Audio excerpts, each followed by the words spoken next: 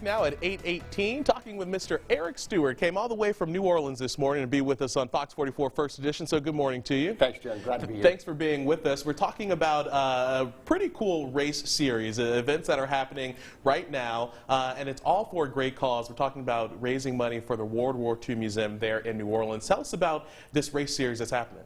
So last year during the pandemic, running wasn't, really happening at all. So we had this virtual concept where you can run anywhere you want to run. And we started looking at organizations in the city of New Orleans that needed help. The Crescent City Classic did.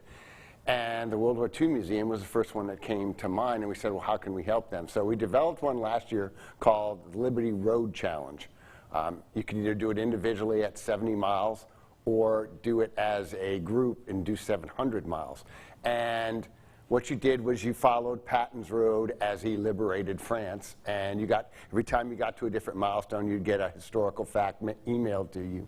And then when you completed it, you got your dog tags and your commemorative T-shirt. Yeah, that's so cool, because you're not only adding the physical activity of exercise and participating in a race, you're actually learning some things along the way and incorporating New Orleans, rich history in that, Louisiana's history in that also. It's pretty cool. You just scared me with the mile lengths, though. 71 miles if you do it individually or 700 as a group.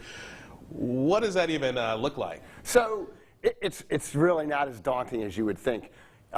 You've got almost 3 months to be able to complete the entire challenge. And if you do it as a team, you can have as many team members as you wanted to get to that 700 miles. And even if you think about doing 100 miles over 3.5 months, 30 days, it's a few miles a day. I was going to say, well, you say that, but it's about 3 miles a day if you break it down like that. And then after day 1 or 2 of doing 3 miles a day before, at least my legs are like, I can't do another 3 miles today. I don't know, but it is such a cool challenge, and such a cool challenge, and again, for a great cause. Registration is already open. It opened on July 4th. Tell us about the registration process. So, yeah, you can go to ccc10k.com.